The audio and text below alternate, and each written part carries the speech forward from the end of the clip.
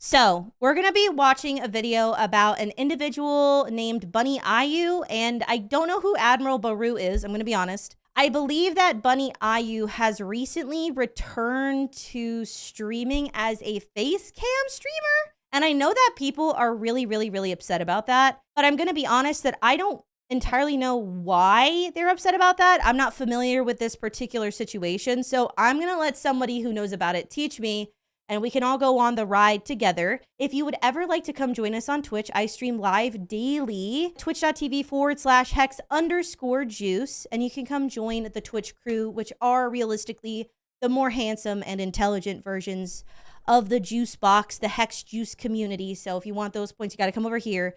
But let's go ahead and get into it. Backstabbing their way to the top, the most toxic duo in Vtubing, BunnyAyu and AdmiralBahroo. Subscribe!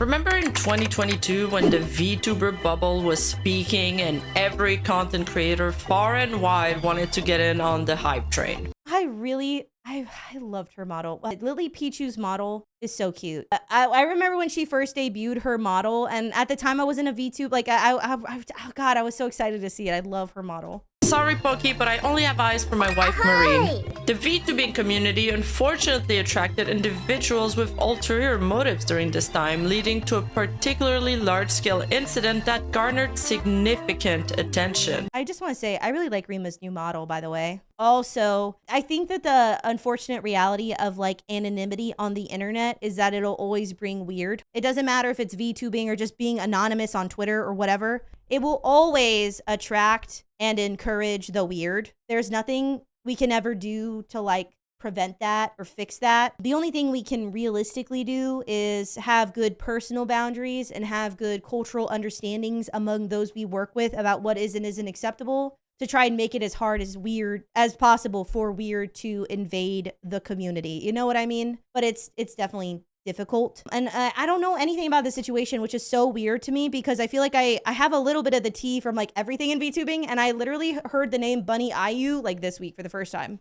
I call it the cosplayer slash VTuber Armageddon, as it tore apart some of the industry's biggest names, including established cosplayers who had transitioned into Vtubing. The controversy centered around serious accusations levied against a prominent cosplayer by the name of BunnyAyu, who had a boba. I was trying to think of something like funny or clever to say, but all I got is a boba. Had decided at the time to become a VTuber of her own, known on that persona as Bunny GIF. And she was influential within both the cosplay community, the Vtubing community, and beyond. The situation... I'm gonna give a random unasked for take about titty streamer. And my thing is like, I don't really care how you are dressed or what you are doing or if your model is lewd. What I care about is whether or not you are putting in effort to entertain. I have absolutely no problem with the big abobas out if they are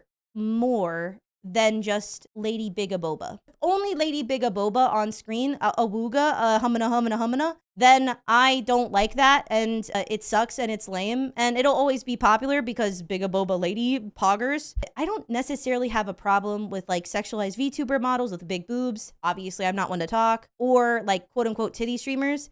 As long as they are actual entertainers. I think the problem for me comes when basically they kind of just sit there. Because legitimately, I watched one of these like Big Aboba's streamers once, and it was literally them sitting quietly. They literally did not speak a single word for about half an hour, and they were playing RuneScape on a very small corner of their screen, barely visible, because RuneScape's hard to see in the first place, and it was just Abobas, and that's where like I do have a problem with it. Like you're not trying to entertain.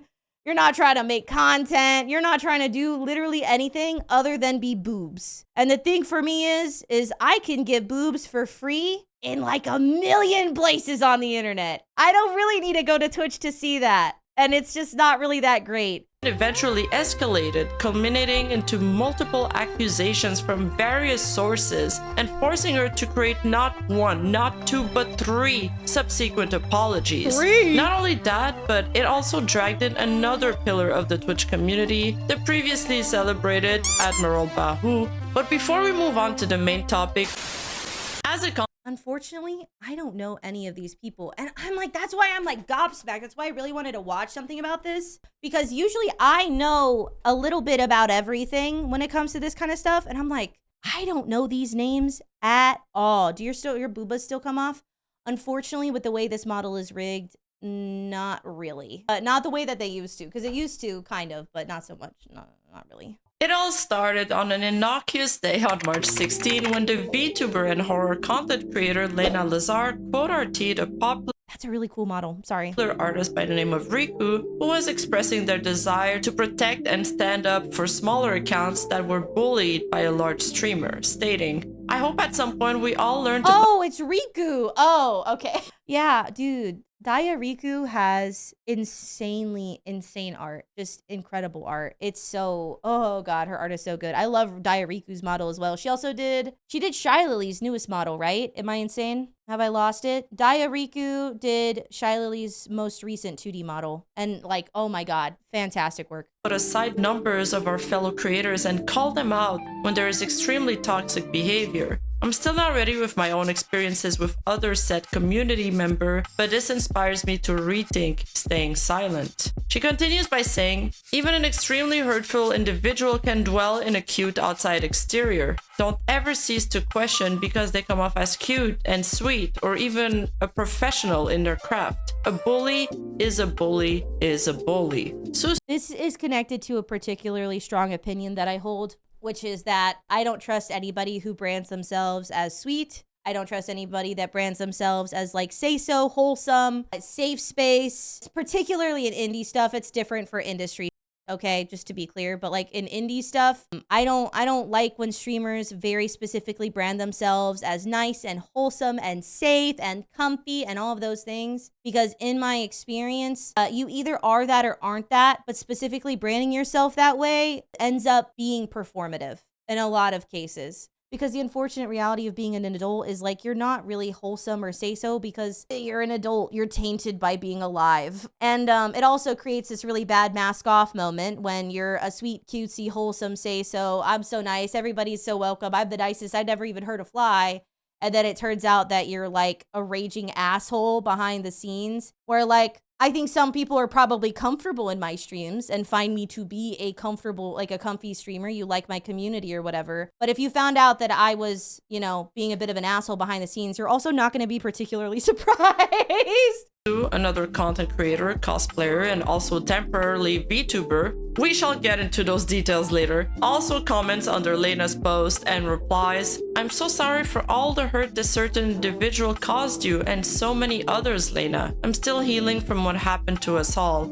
I love you and I hope they will leave us alone so we never have to go public and reopen old wounds." That's a threat. That's a threat. I just want to say, I mean, like, I'm not faulting them. If this person is really awful, they deserve to be, you know, threatened. As what I just like to call it as I see it. Like, slay. If they deserve it, slay. I don't care. I'm just making a note. Lena replies, "We became close through a pretty awful situation, but I'm really grateful for it. We've been able to heal together and lean on each other these past few years, so thank you, Sue. I'd rather them leave us alone so we don't have to keep wondering if coming out will make them stop." A few hours later, Bunny Gift, seemingly out of nowhere, also makes an artist appreciation post, tagging the same artist Riku and another artist by the name of Yuniho. And there's a new challenger, Jenna Lynn Miauri, another established cosplayer and streamer. I know it seems like I'm That is not my favorite hair color.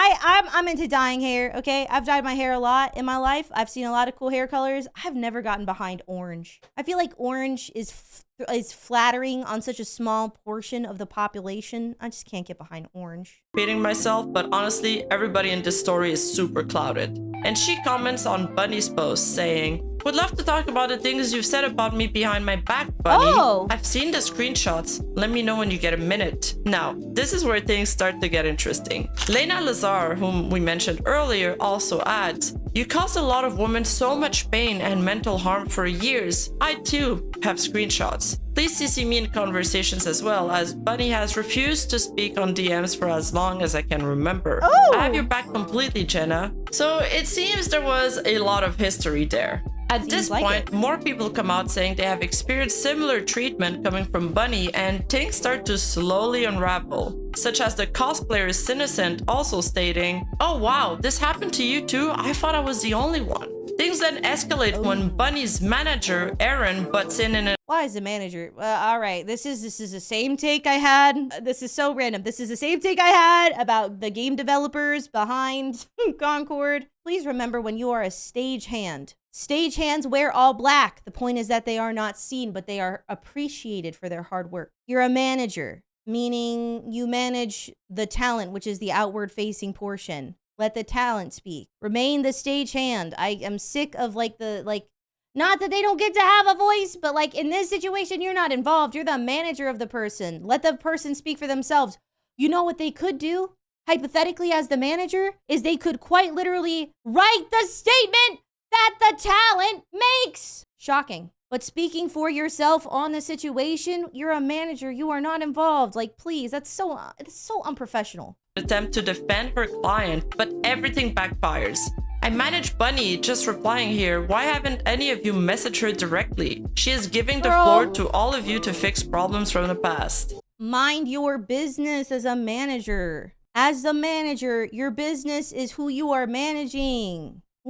That is insane to me. I just find that so unprofessional. I don't know. Maybe this is like a weird nitpicky take. Jenna replies, "This is between us, unless she is wanting to involve her manager now." True. I'll be replying to her in Discord when I get home, and that's all you really need to know. I understand it's between you all. I only replied because I can see that you all are ignoring her attempt in trying to have a private conversation with each of you. I care that she is able to put drama behind her, and if that drama is with you, then I wish the same for you. Yeah. You know how much like that drama involves you though?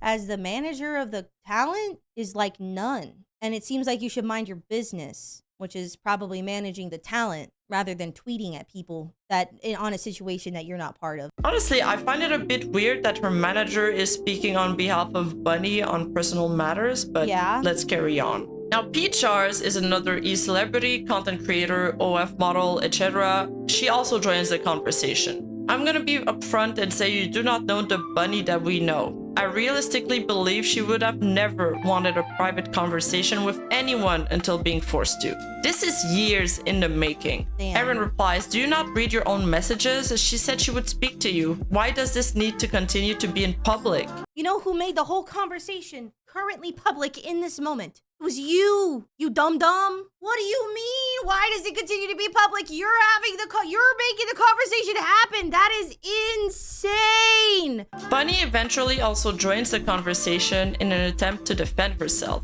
"I want to resolve issues from years ago and mend any relationship that can be mended. I simply want to help put things behind everyone.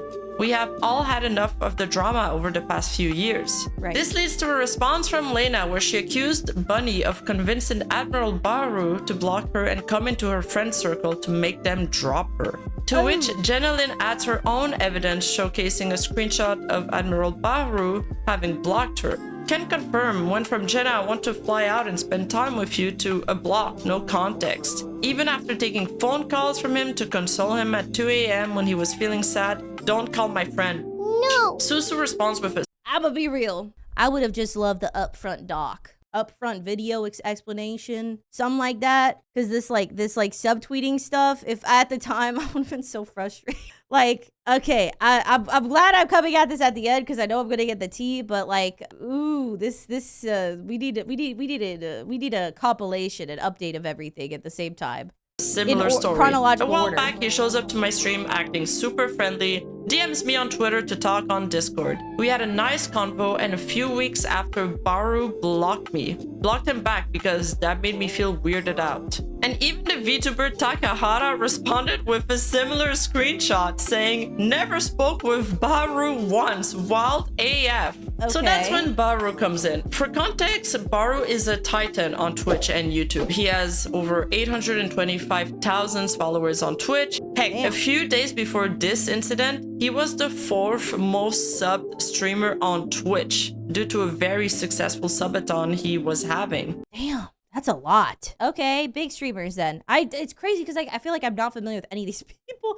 I'm not even trying to be rude, but they might have been people who blew up at a different time than I was like really in on the culture or something. Or maybe, I don't know. I'm just like, I'm not familiar with a lot of these names, which is so weird to me. You probably recognize him as this very cute panda VTuber. His emotes are very frequent in Discord servers, and people sub to his channel just to use these emotes. You could also sub to my channel right now at twitch.tv/hex_juice, and you'll get no ads, and you'll get all of my emotes. I have about 40 of them, all of them custom and very, very slay, animated and static, and you get access to my special sub Discord in the Discord if you wanna. All of those benefits, or you could do it for free with Twitch Prime, which is so poggers. If you have that open, you get one a month. You could do it for free. What did Bahroo do? I don't know. We're trying to figure it out. That's the whole point of watching this video, is I'm trying to figure out what happened in this whole situation because I have no idea. But yeah, I'm going to continue. Sorry, I had to do my little bit. The portrayal of his personality throughout these events depicts him as an entirely contrasting personality. And boy, was he pissed when he joined this convo. No! I wasn't forced to do anything. Stop dragging me into your petty squabbles and talk it out like adults, or just be childish and continue to subtweet and act all high and mighty. No! Yikes. Listen, if your first at me is going to be lies, I'm not going to be nice. You were blocking people without telling them why. Start saying some shit like talk it out like adults or be childish and all this stuff. You blocked like a bunch of people without saying anything. They didn't even know why you blocked them. This is so childish. A few days later, Jenna tweeted a follow-up attempt at discussing with Bunny and claimed she was unfriended. The screenshots she attached show Bunny claiming she's busy and setting up a time to discuss after her stream. However, she did not attempt to contact Jenna after. The second screenshot showcased how they aren't friends on Discord anymore. Seeing this post blowing up, Bunny then replies that she had attempted to message her but couldn't, although she was able to reply previously, so I'm not sure what's going on there. Weirdly enough, those posts got taken down via DMCA as someone was attempting to take down both hers and Lena's posts. DMCA on Twitter? I didn't even know you could do that. Like I knew like when it was like I've seen that happen with somebody like completely reposting a movie trailer or something like that. You could just DMCA tweets?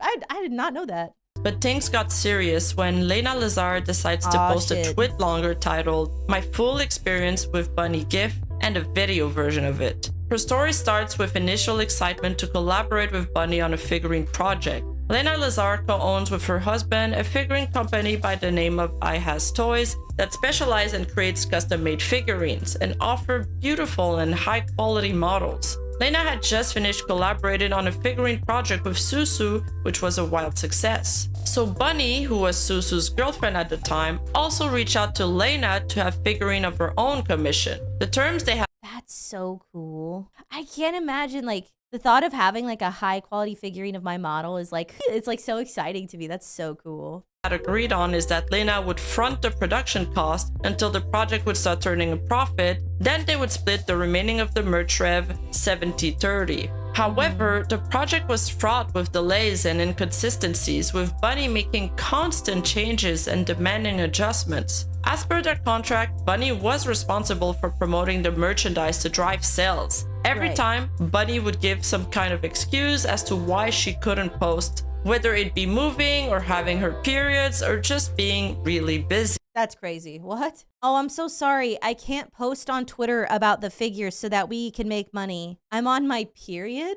I'm on my menstrual cycle.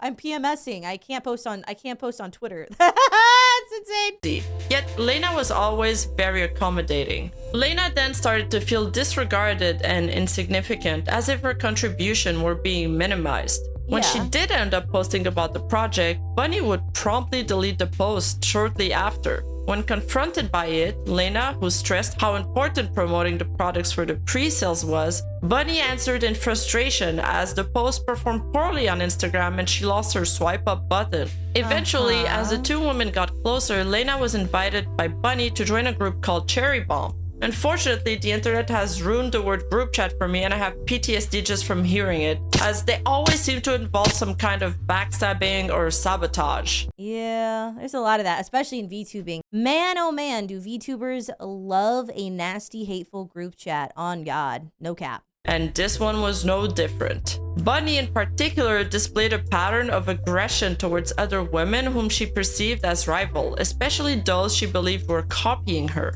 In private messages, she would body shame women and make claims about them, as well as ways to take them down due to them making her upset. I don't understand this at all. As a person, I feel like I just don't fully understand seeing someone else as like I have people that I think of as like a little bit of a rival. You know, I have people that I feel competitive with. I have people where like I find it motivating because like, oh, well, they're doing well. Like I want to do well, you know? But I guess to me, what I've never understood is like the whole, like, I want to take them down thing. I have people who have like literally sought to do nothing but make my life worse and actually try to make like to ruin my reputation, be awful to me as a content creator, stuff like that, right? And it's like, to me, that person is such a disgusting human being that they're going to take themselves down on their own because that's the kind of person they are. I don't actually have to do anything. And that's kind of the beautiful thing about it, because my revenge is just going on and being happy and watching them do it to themselves. To go and like take down somebody, to tear somebody down, to try to ruin their like progress. It's like when I see people that I feel competitive with most of the time, I go, damn, I got to do better.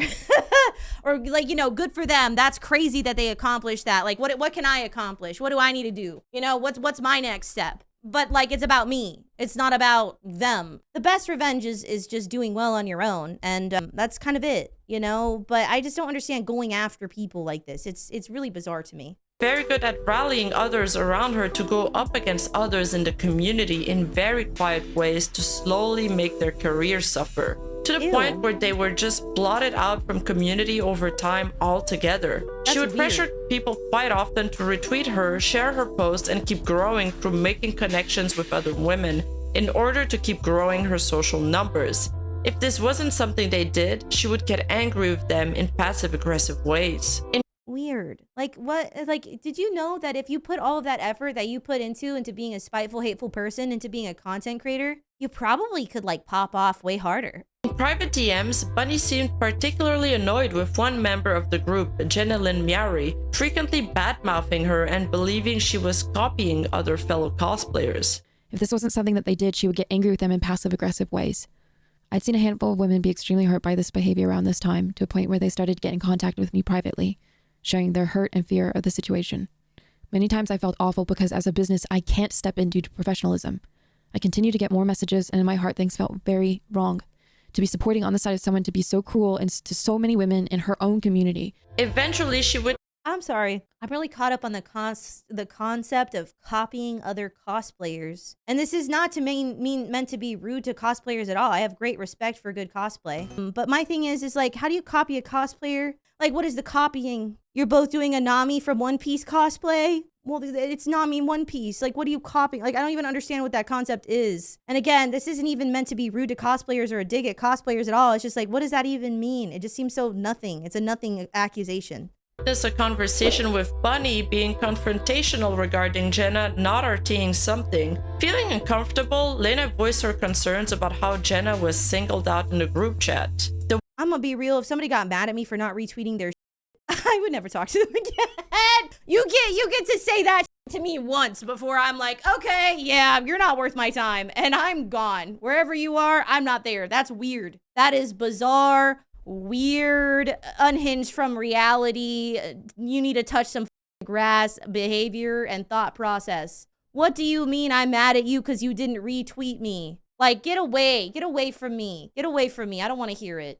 The way Jenna was singled out made me feel uncomfortable, and it's not the first time someone has been pressured and singled out in a place that's supposed to be friendly, not hostile. She also reaches out to Bunny's girlfriend Susu to talk about the situation, which apparently Bunny learned about. But Bunny doesn't answer to any of the messages and just ends up quietly disbanding the group. So here's when things start to take a turn for the worst. Bunny starts to reach out to random cosplayers Lena had never spoken to, making claims that she had attacked her. During this time, Bunny's... I hate that, dude. Oh God, I hate that.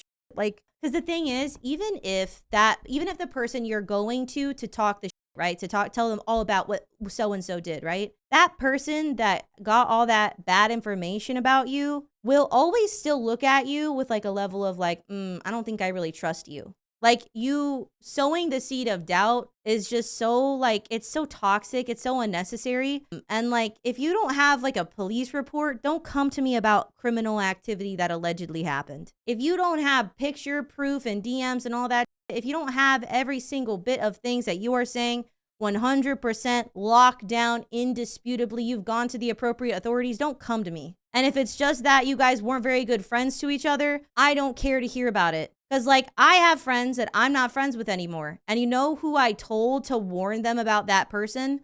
Absolutely nobody, because the reality was we weren't compatible friends. And that's why we're not friends anymore. But that's not something that I need to tell everybody in the community about. They don't need to be warned about that, because they either are going to end up being compatible and it'll work out for them, or they'll find out for themselves. But you don't need to go reaching out to people about shit. It's so weird. Boyfriend called OG Texas, as Bunny is in a polyamorous relationship with both OG Texas and Susu, reaches out to Lena's boyfriend on Bunny's behalf to request that they only deal through Lena's boyfriend from now on, as Bunny wasn't comfortable with Lena's presence in the figurine project, essentially pushing out Lena altogether. Upon learning this, Lena immediately contacts OG Texas, telling him it's inappropriate. She was then told they did not want to communicate with her via emails or DMs any longer for the remainder of the project, stating that he dislikes drama and pettiness, which Lena unequivocally refused, as she was the one in charge of handling all communications with clients. It's her business. Adding to this,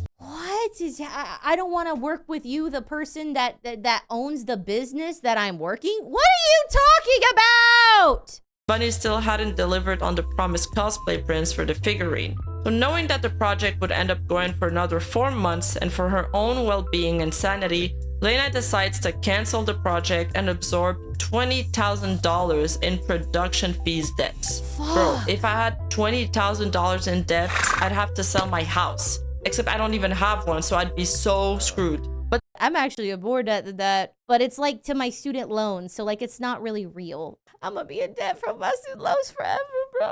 God damn. The next part contains the most serious accusation, as after Bunny had cut all communications, she continued to slander and spread rumors about Lena that she scammed her out of her money. But Bunny had kept the money she was paid by them from the pre-orders, which totaled $2,123, and was never asked to pay it back. She says, not only I was $20,000 in debt to pay off the refunds, I still had to pay to cover the cost of the production that was already happening. I am still, to this day, paying this off.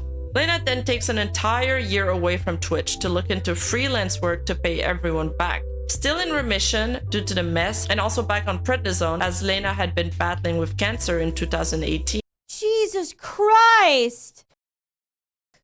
She had to work hard to pick herself back up. She expresses how scared she was to come back, and the reason for becoming a VTuber was actually because she was so afraid to stream with her face out of fear after everything that had went down. And once she started streaming again, she had hoped enough time had passed that things would calm down. However, that wouldn't be the case, as Bunny was contacting as many people as she could to try to ruin her reputation. That is insane. That's insane. That's insane. What the f? So this person was just like literally going around trying to ruin this person's life after she was like absolutely impossible to work with, not taking care of obligations, not doing what she needs to do. And now she's taking it upon herself to literally go door to door, peddling that this person sucks. At least a year later, this person is still stuck on this situation that she f***ed up on her own. Literally, she did more work on this than she did trying to promote the figures. She's doing more work on her hate campaign. Moving forward to start VTubing, Bunny had begun contacting as many people as she could, trying to slander my name as well as our company. She went to an extremely large VTuber group telling them I had created lies about her, that I went after her mods, telling them never to work with Ice Toys or me, saying that I took advantage of her financially, saying that I had snapped and that she was afraid. She did this to us. Did she actually put out any money? Thus far, but at this point, all that's happened is that BunnyAyu has made like 2K from pre-orders, if I'm not mistaken. Others that have now come forward with proof, and God only knows who else she may have spoken to in this way. This didn't stop with them. It continued to grow to other people in our community. This behavior went on for years. Anytime I had started to collaborate with anyone new or even make friends, there were times that they stopped talking to me, unfollowed me, and that was that. Later on, seeing them stream together with Bunny. That's awful. She tried to bully me out of the VTuber community behind the scenes over time and did the same thing with Susu. When Susu had come out with her VTuber, she was treated the same animosity to the point of just about dropping it all together. She no longer felt welcome. I now have a handful of DMs of people coming to me letting me know that she contacted them trying to discuss whatever she could about me. I chose to keep it to myself as much as I could, as I knew it was something that I could never escape. I was fearful of ever talking to anyone, as I didn't want anyone uncomfortable, and I wanted to try to be happy, pleasant, and show that I wasn't this person that maybe people thought I was. I was much smaller then, and she's always been a giant, and there's no way I had any weight in what I had experienced, so I just kept swallowing it. And then she brings up the situation with Bahroo. I'm sorry. I don't know how you as an adult content creator have time to try to bully not only one, but at least two. But I think there are several more that haven't even really been discussed yet. Just to bully them out of an entire community. How do you have time to reach out to all these people? How do you have time to pay attention like this? Why do you find time? I cannot understand the mindset to do this, to want to do this, well, where do you have time? I'm busy. Later brings up the situation with Bahroo.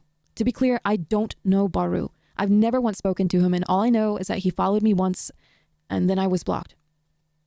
I had a fear at this point that she would do the same to him as she did to many others, but this time making it worse, as he's an extremely large content creator. And looking into it, Bunny and Bahroo were close around this time. I was so scared of making new friends and interacting with anyone who had contact with Bahroo or Bunny. It turns out my insecurities were correct. I had reached out to a close friend of mine, claiming I was as bad as Arcadum, claiming I was a pathological liar, saying I DM everyone I collab or interact with.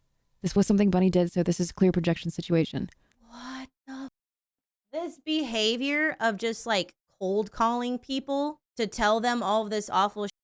And the thing is 9 times out of 10 when somebody does this, because I've had this done to me, it's they have a sprinkling of screenshots, but realistically, it's more just you have to trust the vibe. And you trust me more because you don't know this person. There's a thing in the VTuber community where if somebody gets canceled and you're there's this thing where they'll be oh, my moots follow this person. If any of my moots follow this person, know that I'm gonna block you. You're a terrible person, all this shit. Without letting people find out what happened themselves. But going to people that literally don't know this individual is crazy. This was in January, and 2 weeks ago, he contacted another close friend of mine asking to discuss this with him. This was many, many years ago. Not only has she never left me alone in the VTuber community, but Bahroo is now doing the same thing, but reaching higher heights to drag me in any way that he can. This has never stopped since 2018. I can't escape it, and I'm mentally tired. So this all happened in 2022, I believe. So this is about 4 years that we cannot let go of grudges. I'm tired of being scared. I'm tired of pleading my case. I'm tired of making new friends and wondering when they're going to contact them and having to explain myself. I'm tired of this boulder breaking me, and I can't carry it anymore. I tried to save face and keep the peace by not coming out with this. I know she knows the truth, and I know she was scared for me to say anything, so she tried to change up her story in hopes that it made gains, but it hasn't. It's caught up now, and I've had enough. This behavior is not okay. Jenna Lynn Miari then goes on to stream to comment on this situation and corroborates Lena's side to the story and adds that she even has proof of her supporting Lena during this tumultuous time. We struggled a lot for years due to this decision, but in my... If you guys need any more proof, I donated Lena during this time. Vtuber Peach2D also corroborates Lena's statement, giving weight to the accusations. I stand by Lena 100% as someone who was a member of Cherry Bombs and saw everything go down in real time. Over the years, I've listened to the fear in her voice, the anxiety and stress this has caused her. I'm proud of her for finally speaking her truth. How do I say what I want to say here? I think what is so difficult about people who will go to these links, people who especially who sort of leverage their popularity, their clout, whatever, in order to get away with stuff like this. The thing that is so insidious and the thing that is so scary and the thing that makes them so powerful in a lot of ways is the fact that they typically will do it very specifically around these people in communities where people will not confront them or speak up about it. And that's why it happens like a lot in Vtubing. That's why you see a lot of people being taken advantage of in Vtubing with like these like really up situations, is because like realistically a lot of VTubers are women. Women tend to be somewhat less confrontational, and there's also just like there's like a lot of like politeness politics kind of like social contract kind of where like people don't want to cause problems, and so it becomes this thing where, well, like you see it happening to one person, right?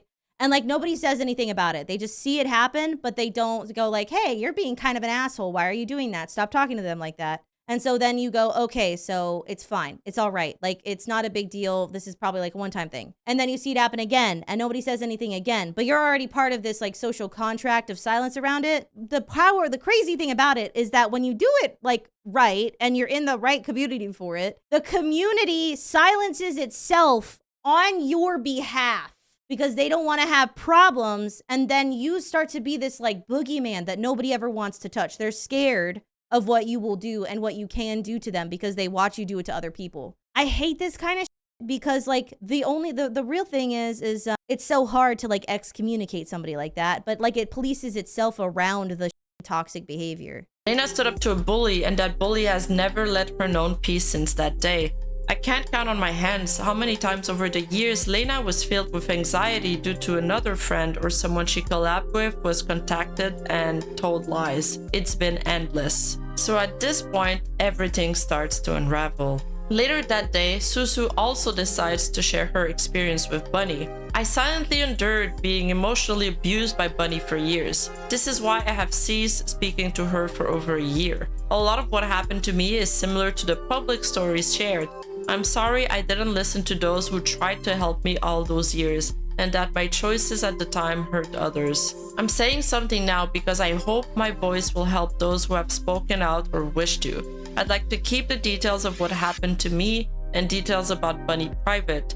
I believe there is a chance for her to become a better person and will respect her privacy. I won't share any more than this. Taking time off. Ugh, now, that is so awful. It's so awful. The beauty for somebody who wants to be this kind of person, right, is that you kind of create this sense that you've been complicit. And so nobody wants to talk about it because they felt like they like agreed to it, consented to it, allowed it, that they took part in it. And so it creates this like insane culture, especially when it's allowed to happen for so long.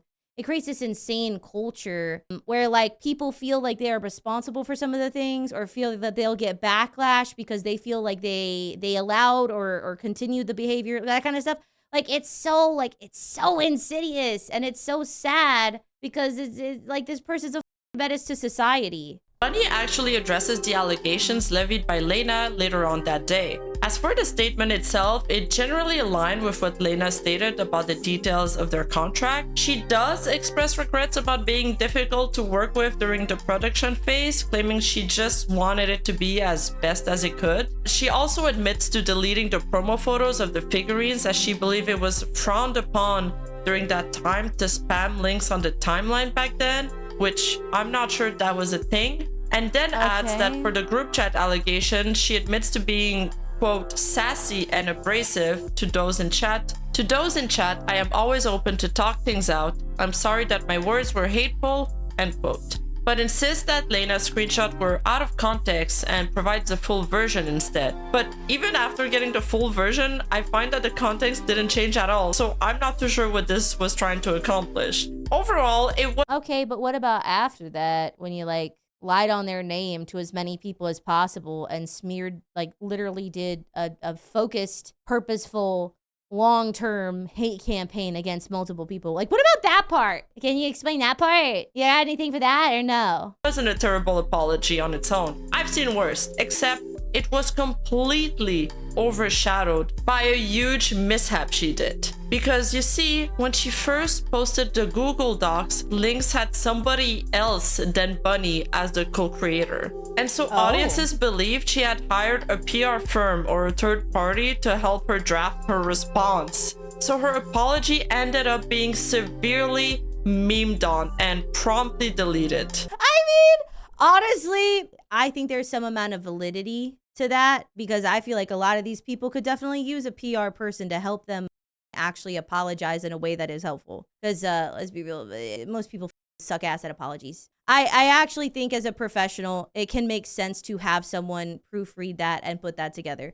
However, the second you make that apparent to everybody, yeah, you do kind of deserve that. And it's like, because I'm looking at this from like a business perspective, and granted, it would be better if they could just apologize and take accountability and accept what happened without that, obviously. I think most people probably have their like apology documents looked over by somebody. It's hard to be able to apologize appropriately and, you know, touch on all of the things that people care about. It's pretty silly that you have to do it anyway, and maybe you just don't be a piece of so you have to write a good apology. But I do think she deserves the memeing on, you know, because like you couldn't even just like copy the doc so that it doesn't have the extra like the extra collaborator. Like, that's insane. Now on March 19th, cosplayer Citizen comes out with her own statement against Bunny. With the support of my friends and fellow content creators, I'm sharing my story regarding BunnyAyu Bunny GIF.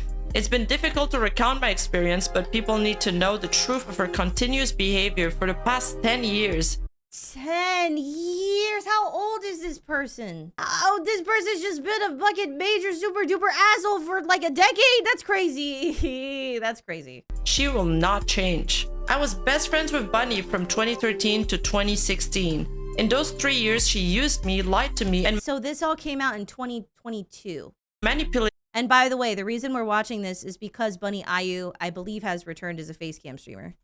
Our mutual friends and me to hate each other. She thrives off this. She couldn't stand the thought of someone being more liked than her, so she spread rumors and lies and played the helpless victim every chance she got. I bent over backwards for her, was a shoulder to cry on, and took her everywhere she wanted to go. I helped her with finding a better job and filling out applications. I would go as far as waking up in the middle of the night to go over to her house to cook her food or comfort her. I even helped her. Has she really? Oh, I only saw people talking about it recently. Maybe I wasn't paying attention. To be clear, I don't think maybe I ever got into this particular set of people. I don't know anything like about cosplayers and stuff, so maybe that's why. Insane that she came back at all, to be honest. But yeah, continuing. Move out of her apartment when she and her boyfriend broke up. I did practically everything for her. All she had to do was ask. Our friendship ended after Bunny used me for clout. When we met, she had virtually no following, and I helped her build her socials. And when Bunny decided she was more interested in pursuing my boyfriend at the time. My boyfriend at the time was struggling with some mental issues, and he needed time to figure them out. So we mutually agreed to go on a temporary break. During our break in 2016, Bunny started dating him, hid it from me, and then lied about doing so when I confronted her in person after finding out from a mutual friend. She even tried to spin it around and make me out to be the bad guy. To my face. Wow! You know what I feel like BunnyAyu's probably like? She's probably one of those people that's always like, oh, my friends always leave me. I don't even know. Like, I just come across the worst people. Like, all of my friends are always the worst people ever, and they always leave me. Like, I'm always so alone. Everybody I'm close to leaves me. Yeah. The thing is about those people, and this is something I've learned many times over my life, and somehow I keep having to relearn it. There's usually a reason. They genuinely don't know why their friends leave them or why their friendships end, or they act like they don't. They are the problem. If somebody says they don't know why their friends never stay, there's this beautiful thing that you should do. You should also not stay. You should leave immediately, because there is a reason, and you will find out in about 2 to 3 months. I promise. Her betrayals, lies, and manipulation messed me up so badly, I became soured on cosplay and crafting, and honestly, humanity as a whole. I was terrified of running into her at convention and ultimately decided to retire from cosplay and give up a 15-year-long journey within the hobby. After 3 years in 2019, I felt healed enough to return to my loved and missed hobby. I had to completely rebuild my socials from scratch, given I had deleted all my old social media accounts. only to find out that she had gone on to badmouth me to fellow creators and spread lies. I'm still hearing about things to this day. Bunny That's insane. She booby trapped the shit. Oh my god, she set up traps so that if she ever wanted to come back, that it would already be it would already be pre-spoiled, it would already be pre-rotten. That is insane. Again, where do you find the time? Bunny spun our story to make herself the victim, reversing the roles by saying that her boyfriend cheated on her with me, when in reality, after she stole my boyfriend, she then cheated on him with OG Texas, who she begun dating once they broke up in 2016. Bunny accused me of what she had done, which in turn dissolved our 4-year-long relationship and destroyed me as a person. I reached out to people only to find out each side got told an entirely different— I need tea. Yeah, I need tea. This tea. This shit tea. This is just tea. Childish, silly, stupid, silly tea, silly, stupid drama. This person did not grow up past 13. This is on some I'm still raging with hormones and I don't know how to handle being alive type that you're doing as a grown-ass woman. That's crazy. Different story from her. Bunny painted the other side as an irredeemable villain, presumably so we wouldn't talk to each other, isolate each other, and find out she was lying to everyone. But that's not all. Later that day, yeah, I'm guessing. I'm not even halfway through this video. God creator damn. Sam Thorne, also known as Strippin, is also a close friend of Lena, and he comes out in support of her and exposes AdmiralBahroo behavior. Remember the bit in Lena's statement where she claims Bahroo reached out to a close friend of her claiming she was as bad as Arcadium and a pathological liar? As for the Arcadium story, that's a bit of a rabbit hole for another time, but for the sake of this, just know that he's a content creator that was involved in a massive controversy. He regrets not sharing receipts earlier, as Lena and Jenna faced criticism for involving Bahroo without evidence. To rectify this, he shares proof that Bahroo saw Strippin collaborating with Lena and warned him about her, despite Strippin's initial skepticism. As you can see from the conversation, Strippin sounds really on— No, I'm sorry. Anybody who cold calls, reaches out to people like this, provides no proof, gives no evidence, gives you nothing, literally just says what they're like. No, not only do you not need to listen to them, you need to never talk to that person again. That's a red flag. You better have evidence, you better have videos, you better have screenshots, you better have a whole thing. You are not gonna text me and say she's a bad person. Disgusting. defense about it, saying things like, are you sure? She honestly seemed really nice. And Bahroo is just acting really pushy. Stripping ends by saying, posting private conversations publicly is cringe, but he thinks that predatory behavior in the industry is much worse. And you can't ask people to resolve stuff privately when that is literally where the bullying consistently takes place. Bahroo, I hope you hold yourself accountable. And that's why they get away with it, by the way. Because they do it privately and everybody stay quiet all the time. And nobody ever says anything like, hey, that's kind of up that you're doing that. Weirdo. Why are you doing that? Stop that. These people are awful. Ew. For the part you've played, if only to set an example to your community and people who look up to you. As of now, you've just farmed sympathy on a subathon and let the people who came forward take heat. But now, it is Bunny's camp time to reply back, and Bunny, seeing as her first Google Doc posted on her main account failed, decides to respond in a twit longer on her Vtuber account this time, apologizing to everyone. And this statement is much more repentant than the last one. She apologizes to Lena. She says things like 100 times over, I sincerely apologize. I apologize for how I behaved in those private DMs, for how I went on with business, for tarnishing others people's impression of you, etc, etc. And she doesn't even try to explain or defend herself. She just says she's sorry for the harm she has caused, but by doing so, she's kind of essentially admitting to all of the accusations. I can't stand an apology that don't say what they're apologizing for. I can't stand when someone is taking accountability and acknowledging what they did wrong so that they can be better in the future, but they don't say what they think they did wrong for the harm I've caused. What harm? Bullet points. One by one. What harm? To whom? What did you do? What are you apologizing for? Because at this point, you're just apologizing that people think that you're bad. Detail what you think you did wrong. She also apologized to Jenna. Again, I'm truly sorry for everything I did in those group chats, the toxicity and the things I said in them to other creators online, all behind your back, for everything I have said and done all these years, for the idiotic and spiteful jealousy, for the mean-spirited messages and the spiteful messages about you I shared. All of it. Now, responding to Lena and stripping accusation, Bahroo also breaks his silence in a brief tweet longer and cancels the remainder of his subathon. He addresses each accusation one by one and apologizes for the harm he has caused to both Lena, Jenna, and Susu, saying he indeed didn't know them very well and that he was given a version of them that he took at face value. See, that's an apology. That's an apology. Acknowledging what you think you did wrong and apologizing to that person for that thing you did wrong. Not the harm I did to some people. Basically, he's shifting all the blame on Bunny. He expresses regret for comparing That's Lena fair. to female Arcada and says no one should have to go through all that. I acted on my own version, which I had in my head, and talked to you privately. I should not have even gone to you when really all I needed to do was just follow her and ask her myself. I consider you a very good friend. It hurt when I saw your post about me, but really it needed to be done as you were right.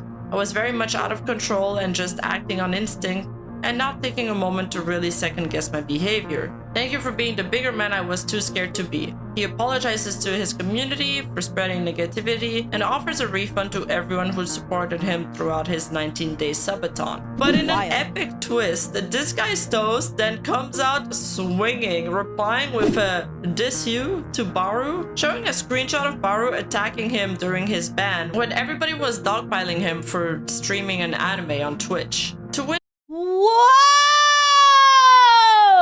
Huh? Disguise toast? TFT League of Legends disguise toast?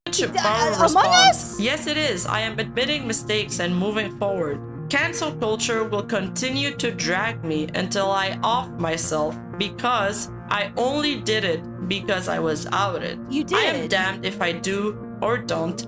I'm just going to try and walk a better path. It's all I can offer. If this isn't poetic justice, then I don't know what is." I hate that line. I hate that. Oh, well, y'all are going to hate me forever no matter what I did. Yeah, you shouldn't have did that. The only way for you to not be canceled and disliked on the internet is for you to have not done that. But you did that. You don't, like, you're not now owed, like, all of this, like, sympathy and empathy and kindness and care and, like, all of that positivity when you didn't realize it was bad until you got called out for it. When it comes to these online controversies, it very rarely stops at a single outing, and so the accusations only grew. On March 21st, a not safe for work content creator by the name of Vixen Shelby also came out with her own experience, mainly during a family trip to Texas where Bunny attempted to groom her into being better than Jenna Lynn Meowry. And via this tweet longer, she dropped some even crazier accusations. According to her, Bunny obsessively stalked a couple cosplay girls, but mainly Jenna, spreading rumors and making inappropriate physical advances towards Shelby's partner. Bunny and OG were also inappropriate toward her partner and often talked about his dick and would often be touching her intimate parts for no reason at all. And Bunny apparently also laid her body across Shelby's partner. Bunny actively tried to alienate Shelby and her family from Susu, constantly painting her to be a monster, telling the boys not to interact with Sue because she hates man. And I tell them that how Bunny was describing her was not correct. She frequently didn't want to include her in outings because Sue would bring the mood down, or she'd claim Sue would try to sabotage her.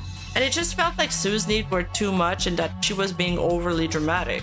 It really seems like she was competing or did not like Susu, whom she was dating at the time, which is odd. Bunny's negativity extended to other creators, saying cruel things about them, criticizing their motivation and appearances, saying unkind things and claiming they should only do characters they look like. Her obsession with Jenna, however, was particularly pronounced. She constantly compared herself and Shelby to Jenna. She would lurk in forums about her, body shaming her, claiming she had botched plastic surgery, that she was buying followers and spreading rumors about her. Bunny even advised Shelby on how to best Jenna in terms of appearance and social media strategy. This is some of like random people on Twitter that only have bot followers. That's the behavior that this is. Because, like, I've seen this behavior. I'm not unfamiliar with this behavior. But this is, like, people who literally have no lives, aren't content creators, have no friends. Like, that's just what they be doing with their time. This is a full-on, relatively successful, I'm assuming, content creator that literally can do nothing but just hate. Can say nothing, can do nothing, can go nowhere without hate. Like, that's crazy. Trip culminated in a confrontation with Bunny, who refused to listen to Shelby's concern. The tense situation led to Shelby and her brother fleeing back to Oregon. Following the trip, Shelby experienced immense emotional distress. Bunny continued to spread lies about Shelby's behavior, isolating her from their community. This emotional burden forced Shelby to take a break from streaming and almost led her to quitting her online work. This is insane. All right. There is one last statement to go through before Bunny responds. URocket is a trans cosplayer and OF model who also had a horrific experience. How many people are involved at this point? Like 10? I'm like, holy. With Bunny, whom she was a friend of for 6 years and has witnessed her horrid treatment towards their mutual friend Innocent. And it's also the friend mentioned in Innocent's statement that was brought to near suicide because of Bunny's bullying tactics. She reveals the devastating psychological trauma she endured following the abrupt end of their 6-year friendship on September 22, 2017. Bunny spread hurtful rumors about Yuki at lightning speed through all of her friends, causing the rapid deterioration of her social circle. Unable to sleep, eat, or function normally, Yuki experienced constant anxiety and fear. However, in the depth of her despair, Yuki found solace in the unwavering support of her partner Sly and her friend Susu, despite herself still being in a relationship with Bunny at the time. Eventually, through both of their encouragement, Yuki began to re-engage with the world, finding love and solace in her poly relationship with Kaylin. However, the scars of her experience with Bunny remained. She writes that she is still terrified of Bunny as she trembles writing this tweet longer, fearing her retribution. And boy was Bunny furious when she did respond. What? Oh my god. Oh my god. This person fucking blow. God, this person sucks so bad. I need like a graph. Like I need, you know, like It's Always Sunny in Philadelphia where he's got like the yarn, you know, connecting the dots and stuff. Like Pepe Sylvia thing. Like I need that. Like can you make a graph on Microsoft Paint or something? I cannot keep track. This person sucks. After this, Bunny had enough. She goes full gloves off and basically adopts a mentality of, if I'm going down, you guys are going down with me. She releases her third and final statement, claiming she is being misrepresented by her enemies and is pissed that she tried to reach out to Lena multiple times but was blocked, and claiming they forced her hand and that Lena had done irreparable harm to herself, her brand, and her friendships. Why would she lie like that and didn't reach out? Here's the proof. This statement is infinitely more combative than the other ones she's released so far. Yeah. And she does one final attempt to defend herself. So this is where we're actually being ourselves. The first one was written by somebody else. The second one was probably to some extent was written by somebody else. This one is how she actually feels. We finally got to the truth.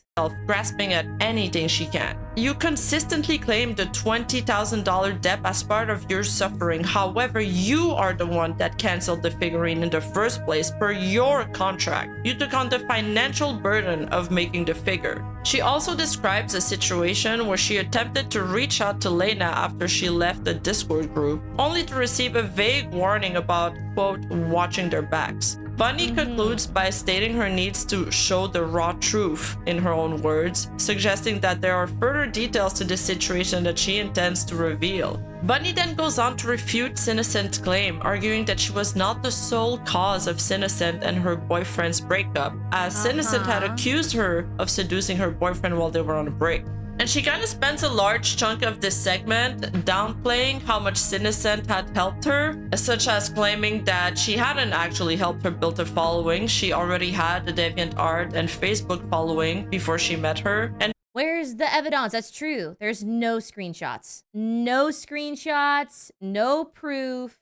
Just pure ranting and raving because I'm mad, you bitches. How dare you speak against me? I'm so awesome and perfect. I never did nothing. And secondly, that she wasn't that much of a good friend because she only came to cook spaghetti at her house once. She also says she's not the reason Cinnocent stopped appearing at conventions, stating that Cinnocent had told her directly that she wasn't making enough revenue and was stagnant, so it wasn't her fault. When it comes to the claims of her hooking up with Cinnocent's boyfriend while they were on a break, Bunny bluntly replies, "We were two mutually consenting adults and we pursued a relationship after he made it clear that he had no intention of returning to his previous girlfriend." You a bitch for that. That was your friend. I don't give a fuck about mutually consenting nothing. You're a bitch for that, and he's a bitch for that. Doing that to your friend and your ex-girlfriend, all that.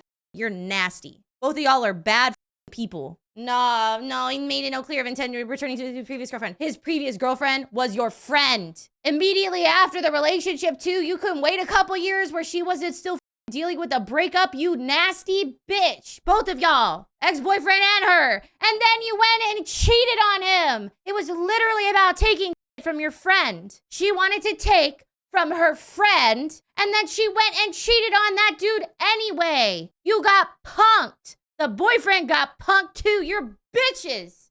Ew. In fact, she claims that it's actually her boyfriend who cheated on her with Cinnocent, essentially reversing the roles and claiming that he was physically and emotionally abusive to her.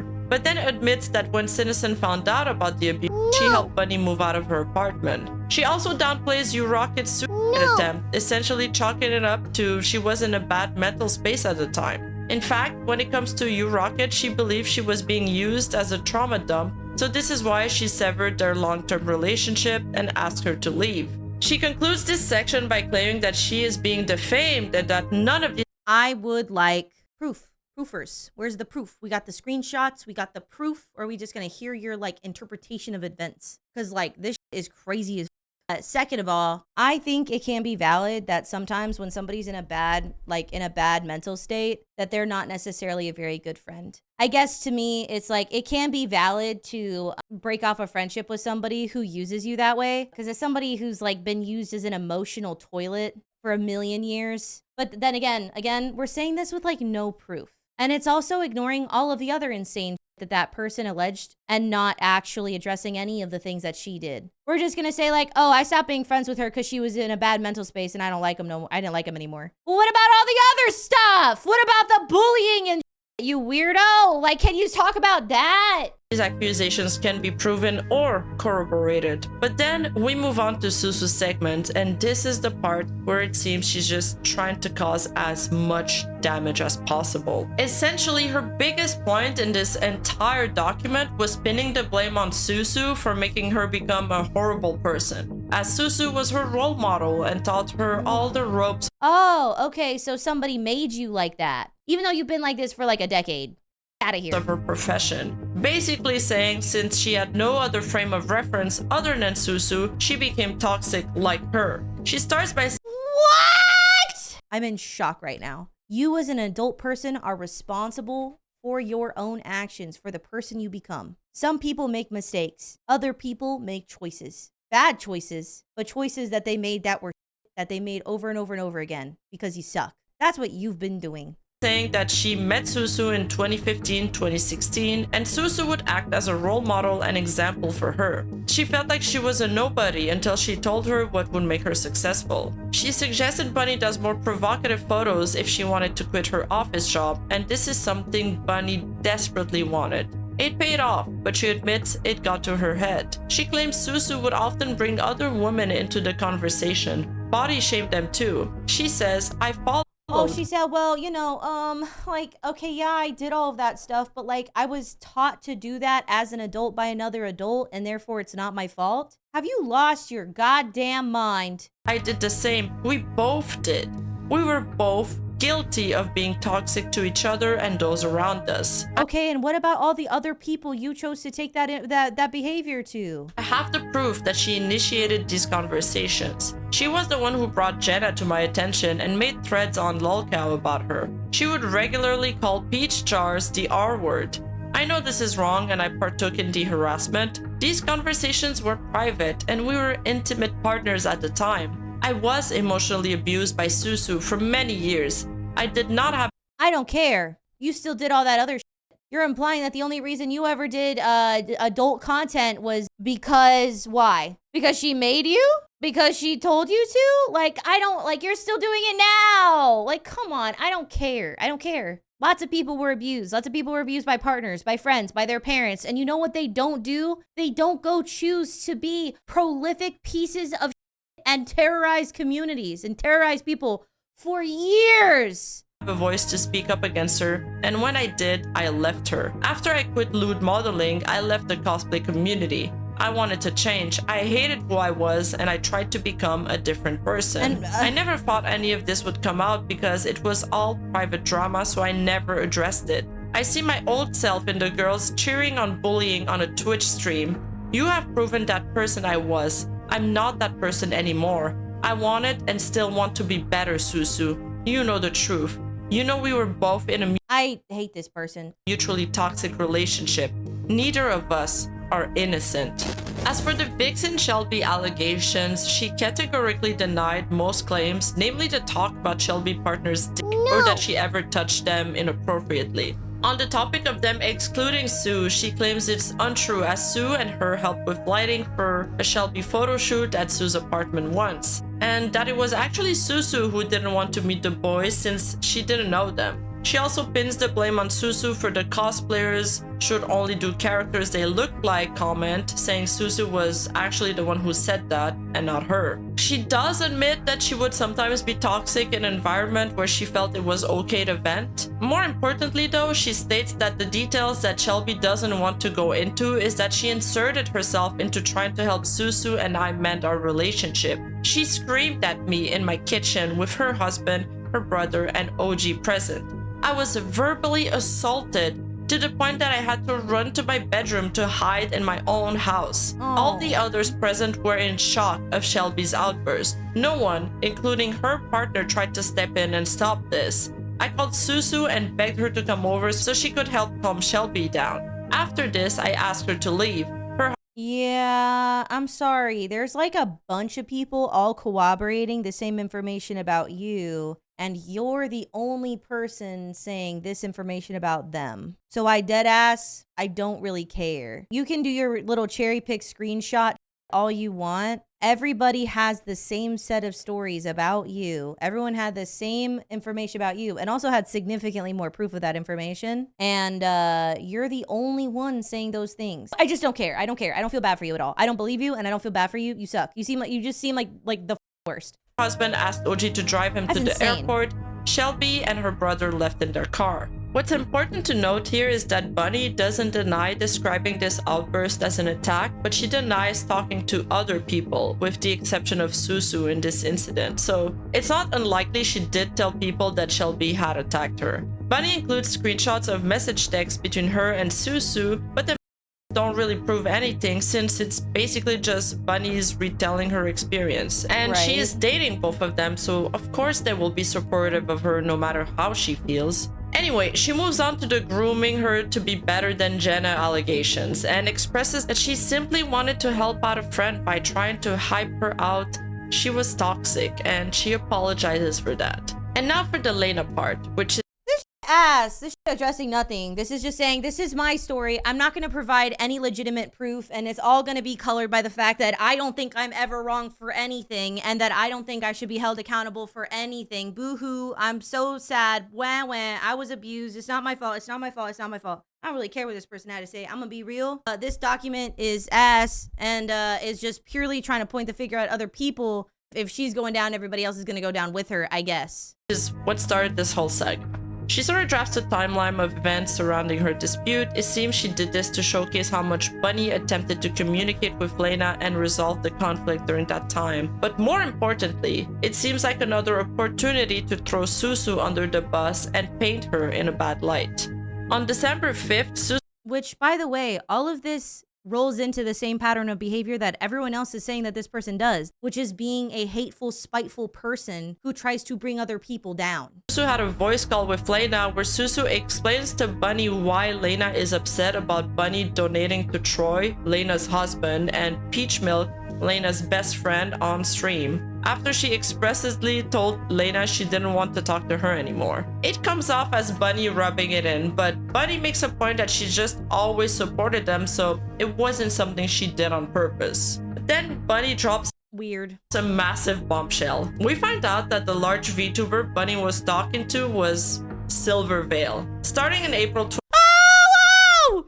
Silvervale! 2020, Bunny begins a friendship with Silvervale, confiding in her about her fear of Lena. Honestly, I'm not sure who these screenshots were supposed to defend. Definitely not Bunny, as she doesn't look great in them. After advising Silvervale not to use iHasToys for her figurines, saying that in addition to canceling the project and spreading lies about her, iHasToys also took advantage of her financially. She starts trauma dumping on Silvervale, telling her about Lena's horrible mistreatment. Silvervale doesn't really add much to the conversation. She literally just replies asking if she had another contact for a high. She said, "Oh, I'm about to work with this company. What do you think?" And BunnyAyu just started insanely essaying and like, "Oh my god!" And then she's just like, "I'm sorry that happened to you. Do you have anyone else I should work with?" Or, man, that sucks. I was expecting a professional conversation here. Quality resin, but I really broke my heart. She's like, "Sorry that happened. That's crazy." then Bunny keeps on pressing the matter, so Silvervale provides some positive words of encouragement. After that though, despite numerous attempts Why would you post this? This is embarrassing. to reach out and clarify the situation, Bunny receives no more response from Silvervale. Yeah, because you trauma dumped on her insanely, a complete random, you weirdo. I would want to talk to you either. Ew! Girl dodged a bullet. The timeline concludes with another statement regarding Bunny's relationship with Susu. She attaches cherry-picked screenshots of her and Susu bad-mouthing Jenna in an effort to paint Susu as the bad guy even further, even though it seems like she's the one controlling the tone of most of these conversations. She concludes her statement by going off on everybody, but Ew. especially Jenna. She's like, "I apologized to her and I meant it. She made my private apology public and ridiculed it on stream. This is against Twitch TOS. I said I would leave your name out of my mouth due to fear and wanting to stop this hate from spreading to my What is against Twitch TOS? What part? What is against Twitch TOS? friends. It did not, so I'm sorry, but I will break my promise. You dragged everyone who supported me through the mud. You presented all of these allegations as a fact, and in doing so, have done irreparable harm to me as a person and my brand. You didn't wait to hear my side, but laughed at false allegations to thousands of people. I took full responsibility for my actions. No, not really. Definitely not now. You've like whatever accountability and responsibility you took, you've undone all of that. That's insane. This is insane. But it was not good enough for you, and you sought only to cause pain and strife for your own amusement. In your chat, I saw Lena, who was supposedly looking for a resolution. I saw Susu, who was claiming she was taking time off the internet. I saw the overwhelming support for false allegations and outright slander. She ends by saying, "I didn't want to share my personal life, but I am forced to in order to clear my name. AdmiralBahroo is not part of this conversation. He is his own person. Do not attach my past to him." But unfortunately, as Bunny's chapters in this saga would come to an end, AdmiralBahroo chapter was just beginning to unfold. And These people are so ass. Do any of these people even really still stream? I'm gonna go be nosy on Twitch tracker real quick. He still streams a good amount, like 100 hours a month. And then BunnyAyu has been never stopped streaming. Oh, I'm not gonna lie, I was kind of under the impression that she had stopped. She stopped being a VTuber. Oh, so is she coming back to being a VTuber? Is that what this is? She just does erotic ASMR. So is it that she... Oh, girl, get your ass out of here! Why would you go back to VTubing after this? She's more successful than she's ever been. Why go back to VTubing? For what? Stay away. You've gotten away with this. And boy was that an equally huge can of worms. So Alex Bold is this large content creator that was friends with AdmiralBahroo for a long time. He starts by saying that he tried to settle things privately in the past, but it never worked and he got gaslit every time. And so he is now dropping this tweet longer against Bahroo. It took my friend Sam Strippin to expose Bahroo's lies for him to finally apologize. I want to point out that until that moment, he was on stream and victimizing himself despite knowing what he had done to Lena. Indeed, a clip of AdmiralBahroo had went viral where he described Lena as a professional victim. This has all gotten out of hand.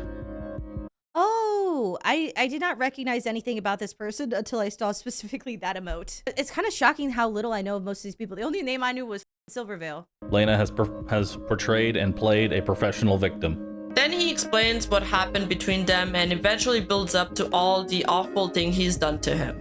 He described his friendship with Bahroo as exhausting and felt very one-sided. He often bullied him to make himself look better at his expense to entertain his streams.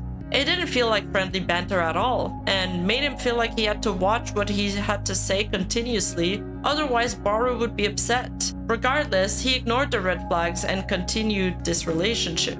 In late 2018, Eric started to get big off Pokemon Let's Go content on Twitch as he was hunting a particularly rare version of a Pokemon. So he started to get thousands of viewers on his stream. Bahroo made a bet that he couldn't do it, but suddenly started showing a greater interest in interacting with him and kept asking to get on Discord calls with him while he was streaming, often trying to control Eric's chat by saying trigger words that induced the spam of his very popular emotes. I don't really like when people try to get on your stream like that, because the thing about like there's like some people that's okay with me for, you know, or like that I've done that with or whatever, like, but it's not like I wouldn't ask personally. Like sometimes it's a good moment and you bring somebody in, but like just like asking like, oh, talk to me on Discord, can we talk, like let me get on your stream, I want to get on your stream. It's like the thing about collabing is like most of the time, unless it's somebody you legitimately know well and trust, like that ends up being planned. Even when it is somebody you know well, it's planned.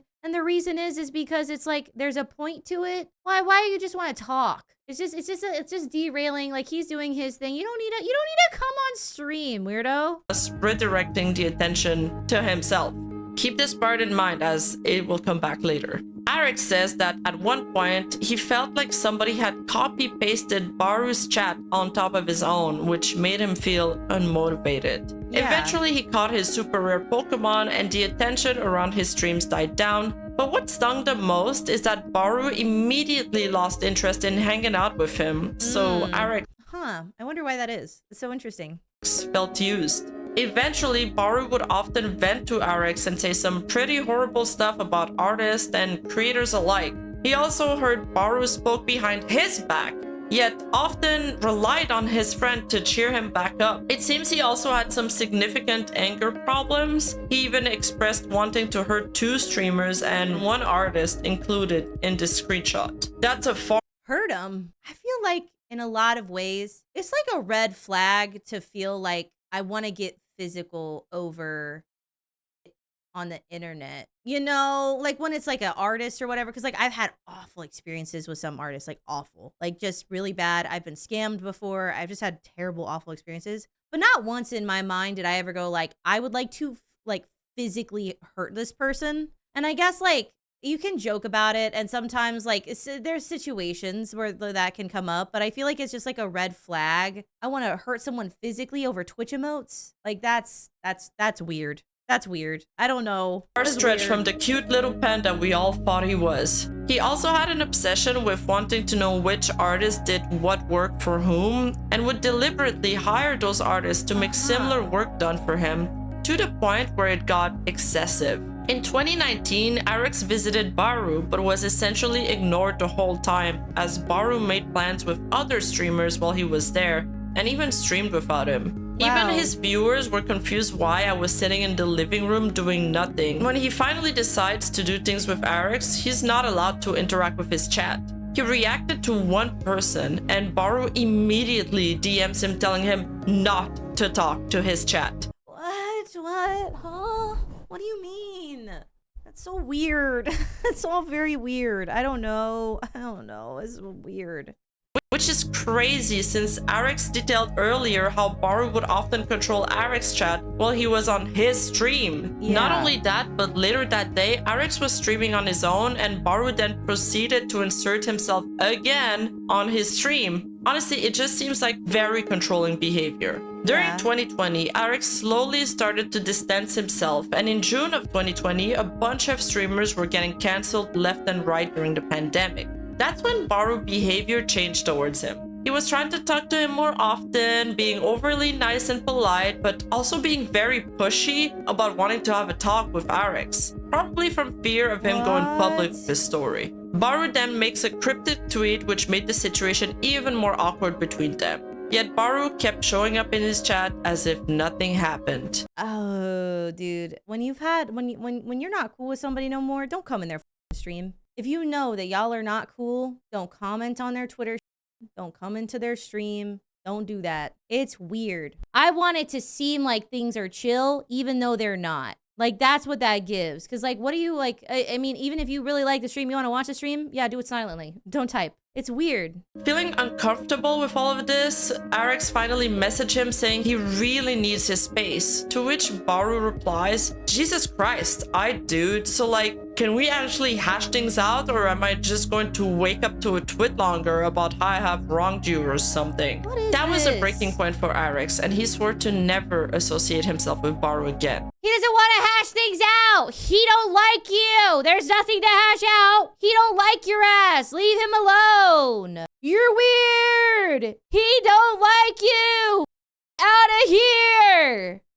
That's what it is though, right? That's all he's actually concerned about is that concept of a twit longer. He don't actually give a if things are hashed out. He just doesn't want to wake up to a twit longer because everybody's getting canceled. Ooh, out of here. Weird. A few weeks later, Bahroo had blocked him. When Arex returned to streaming, he made a statement where he clarified that him and Bahroo were not friends anymore, due to personal reasons, and he asked his audience to leave it at that. A few months later, Arex was brought on by Bahroo's chat, and Bahroo immediately shuts down the conversation and lies, claiming Arex was actually the one that had blocked him for months now. The doctor ordered. Chat, Alex has blocked me for like months now. Eventually, Bahroo's manager reached out to Arex to attempt to settle the issue.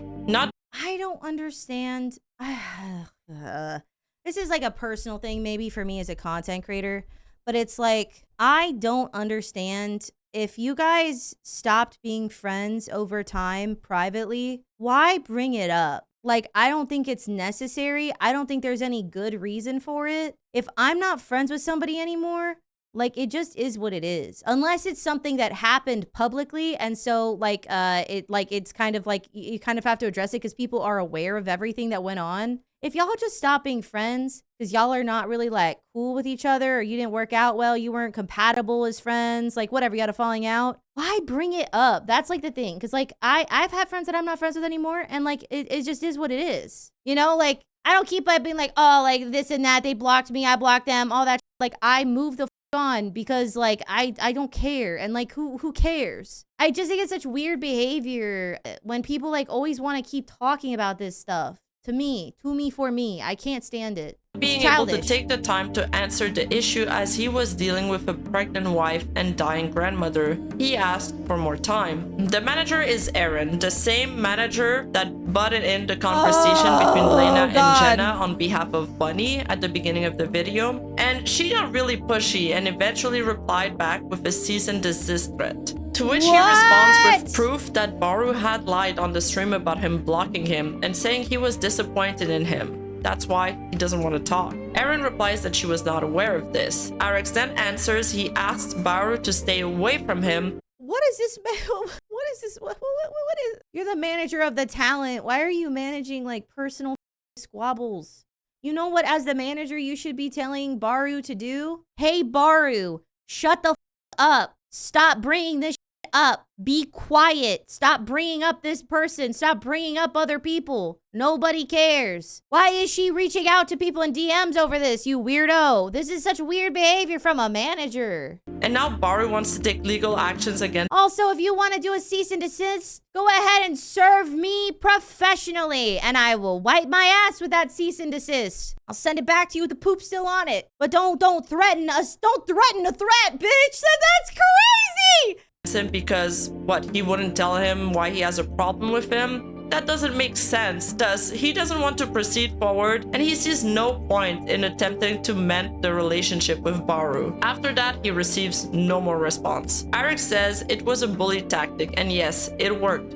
Despite him having no grounds to actually take legal actions against me, this still shook me to the core. I wanted to call it out so badly, but I stayed silent in fear of him coming after me again. I've seen him crush so many people that have spoken out against him. I felt isolated. This led to him taking numerous months break due to his poor mental state as he started seeing bits of rumors about him. He ends by saying that this is him setting the record straight. He doesn't want to see Bahroo get cancelled, but he wants to see him man up and change. He can try and claim he was misled by Bunny when he made lies about Lena, but to me, that was his own wrongdoing. This statement really turned the tide of public opinion against Bahroo. Before, he was a misguided and perhaps too loyal of a friend who tried to protect Bunny. But this— Yeah, I'm gonna be real. No, going out to random people who are completely not related to you, just to talk somebody that you've literally never met, that's not being a good friend. You're being a toxic piece of shit. You're a weird person who puts your nose where it doesn't belong because you like being a toxic piece of shit.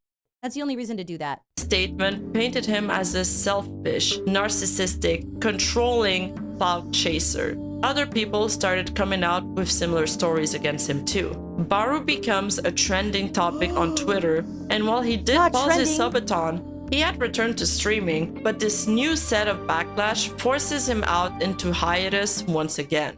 Mainly, the artist mentioned in the Google Doc by Bahroo as a, quote, lord who needs to be run over by a truck, end quote. And he says, hey, I'm the artist. That's so detailed. That needs to be run over by a truck. Something about that just rubs me weird. I can't, maybe somebody can explain that in intelligent words. But being so very specific about physical harm to somebody over, it's weird. Artist that worked on the early panda emotes from 2016 to 2018. I can't tell my story because of legal contracts, but I'm the artist graciously implied in the screenshot. Right. For years, I was cursed with seeing my old panda's artwork all over Twitch, reminding me of him.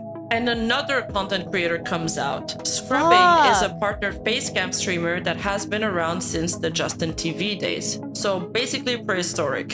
He is known for his cute cat emotes, and you might have seen them around. Lots of people have subscribed to his channel purely for his emotes, and he was sort of one of the first pioneers of this trend, having invested lots of times and effort and money into building his brand. If you've been paying attention, I have a feeling you know where I'm going with this. Basically, Scrubbing has noticed a very similar pattern of behavior with Bahroo. According to him, Bahroo has a long track record of doing this to multiple folks, streamers, both big and small, and mistreating artists.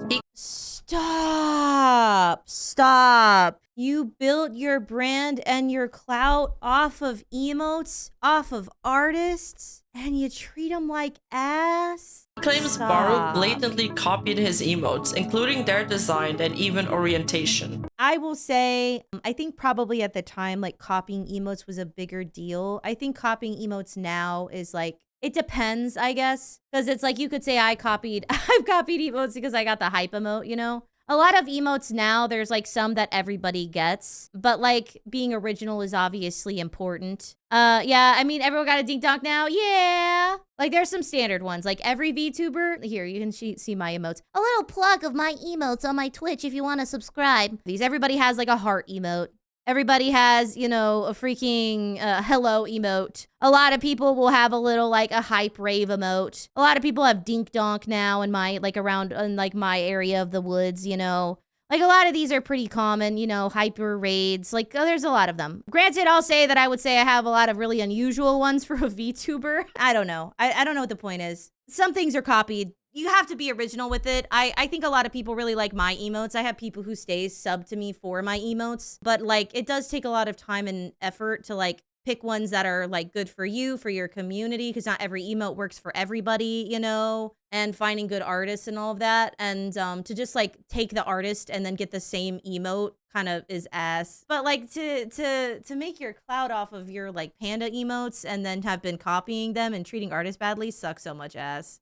After seeing their popularity on Scrubbing's channel. At the time, Bahroo did not have any cute panda branding and was mostly focused on a realistic, pixel-like style. At the time, Scrubbing averages around 50 to 100 viewers per month, but had around 2,400 paid subscribers, which is huge. Huge! So Bahroo quickly recognized an That's a lot for that many viewers. That's crazy. opportunity. Scrubbing explains how he slowly starts to insert himself in his streams, his community, and tries to become friends with them. Problems arose when he attempted to get in touch and commission his emote artist, Dominic Caravel, the same guy that just commented on Eric's post. Scrubbing attributes lots of his channel's success to Dom's dedicated work on his emotes and has nothing but respect for him. However, that doesn't seem to be how Bahroo viewed him as, yeah, let's move on. A lord who should be run over by a truck is insane.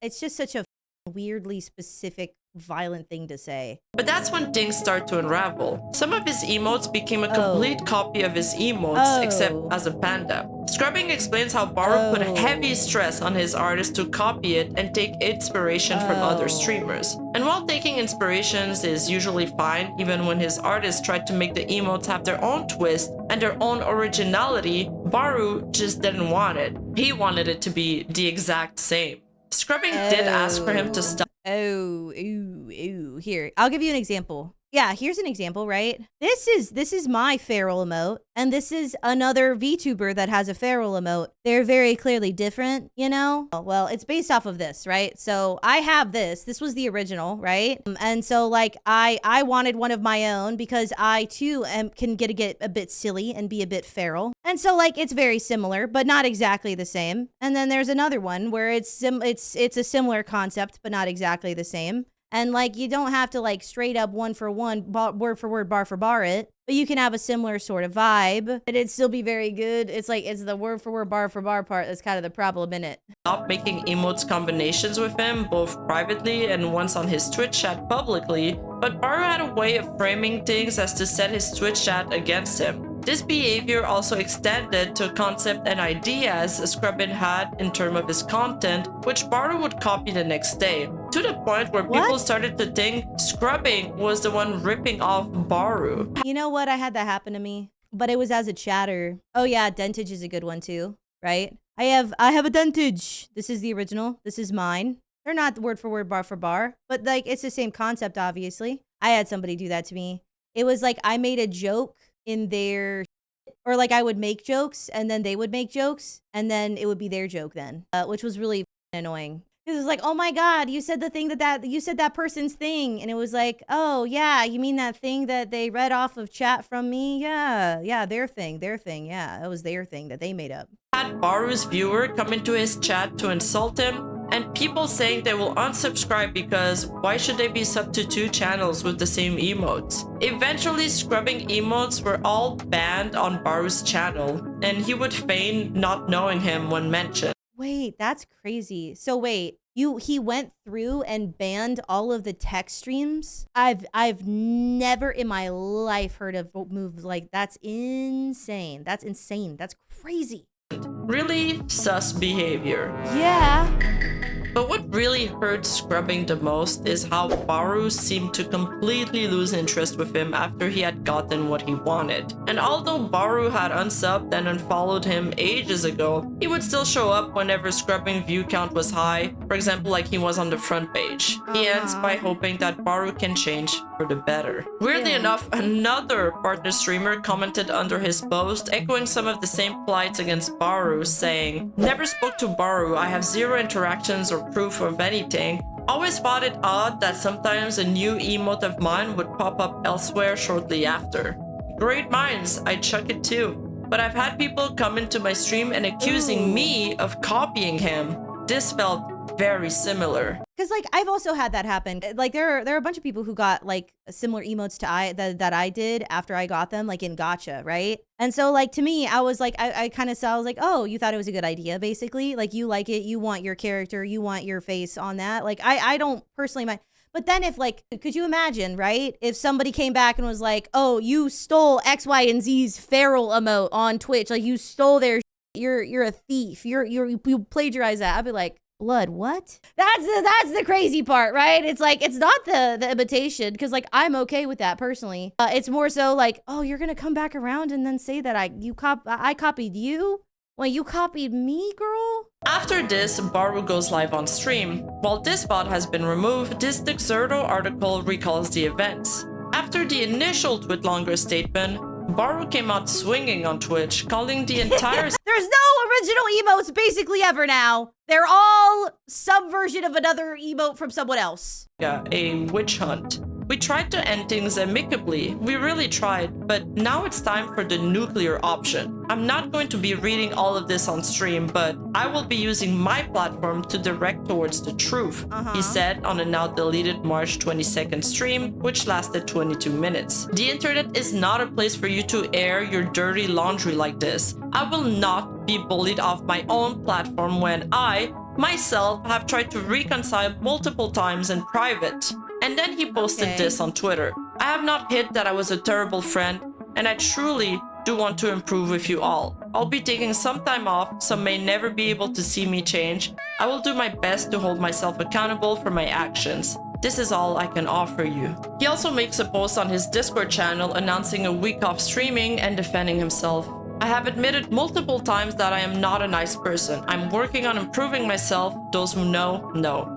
I will be taking a week off from streaming, and from there we can rebuild, both myself and the community. I tried to reach out to the affected parties numerous times in the past to no avail. People will believe what they want. I tried to do right by my past mistakes. See you all in a week. Oh god, everybody in this video sucks. They're just so ass. They just suck. Like, god damn. Eventually, Lena feels comfortable enough to return to streaming with Mamavale, Khan, and Silvervale. But before the collab starts, she briefly addresses the issue, putting things behind her once and for all. I genuinely just wanted to say my piece, and I put myself out there. I love that model. I'm glad that the platform is there for other people to come forward and speak on the matter. They felt that they couldn't before. I'm glad and I'm proud of everyone. For everyone that had my back, I really appreciate it. I was very nervous, but I do genuinely not wish harm on anyone, and I hope that all parties involved on both sides eventually end up coming to a point where they are okay. I am genuinely sorry to the VTuber community and other communities for kind of like rattling the cage, like blah, and just like shook it open and just spewed chaos all among the timeline. I am sorry. I know it was kind of a lot, and a lot of people don't really like seeing that stuff, but I can genuinely say now that for 4 more years I'm not really knowing the feeling. I just wanted to be able to, in so many words, to just be free, and I don't want to question anything anymore. I just want to go forward with my community and my friends, and know that all of that is kind of out in the open, and I can put it behind me, and hopefully all parties involved can put it behind them as well and move forward.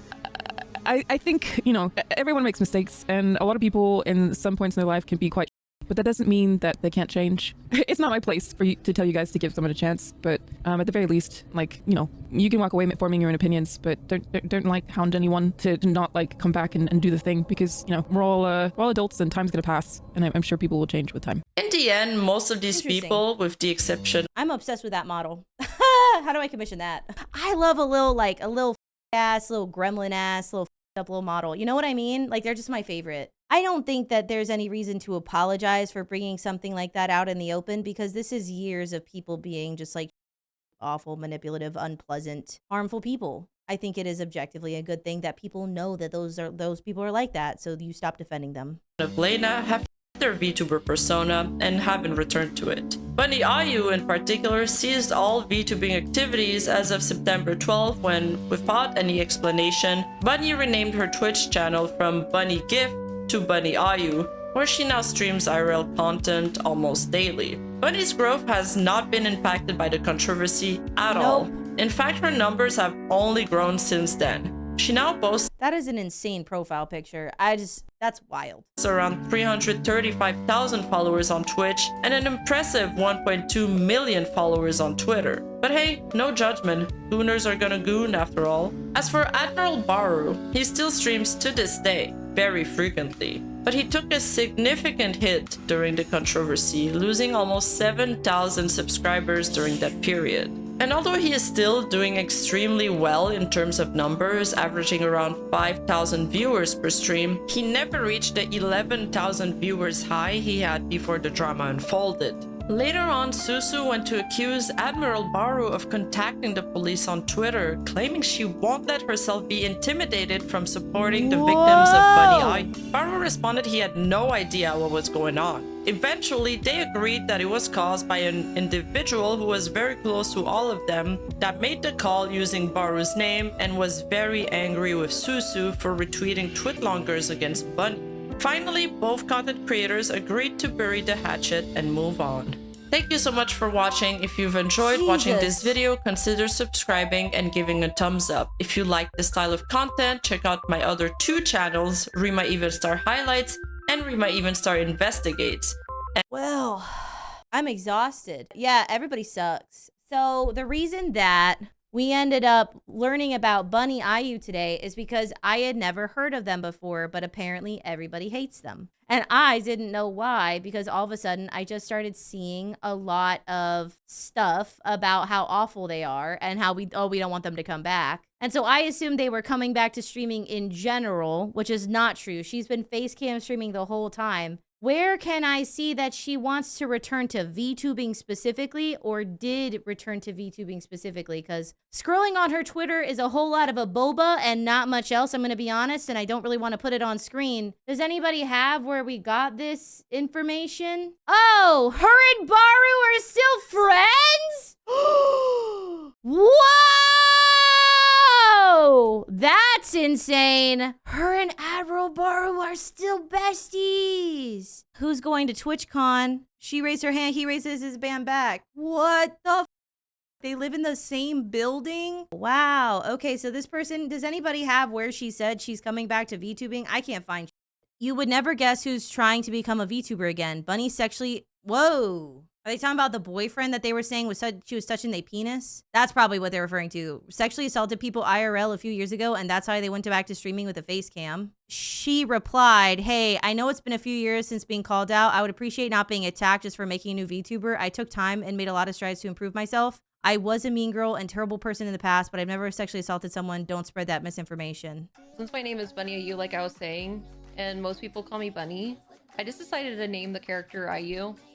Of course, like I said, you guys can still call her Bunny. It's all good. She does have a bottle of carrot juice on her hip. Here, and please look respectfully.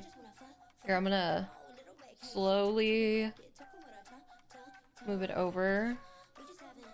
Please look respectfully. But yeah, the artist was really cool to work with. They made all the adjustments I wanted to make her thicker and thicker, as that is definitely a me thing as far as taste.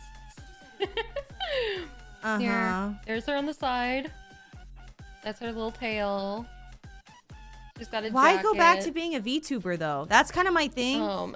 Is if you wreak so much havoc and people don't like you here, why come back? Like, you're doing better than you ever have. What is the point in making a VTuber being trying to be part of VTubing again? All that was gonna ever happen was that people were gonna hate on you. If people don't want you around, don't come around. If you did that to yourself, like, I don't understand the point. Anyway, thank you to Rima for the lovely video. If we learned anything, the best apology is apology that you don't have to give. Don't air out people's personal.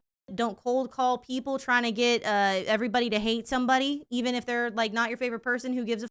And also mind your business. You know what I came out being mad about the most is like, yeah, those people all suck ass. I hate that. What's that manager up to? What is that manager up to? Because that manager sucks. You are so unprofessional. I don't know why that specifically bothers me so bad, but that's a video. Come join us on Twitch if you ever have time at twitch.tv/hex_juice. I'll see you guys next time. Love yourself. Drink water. Bye-bye.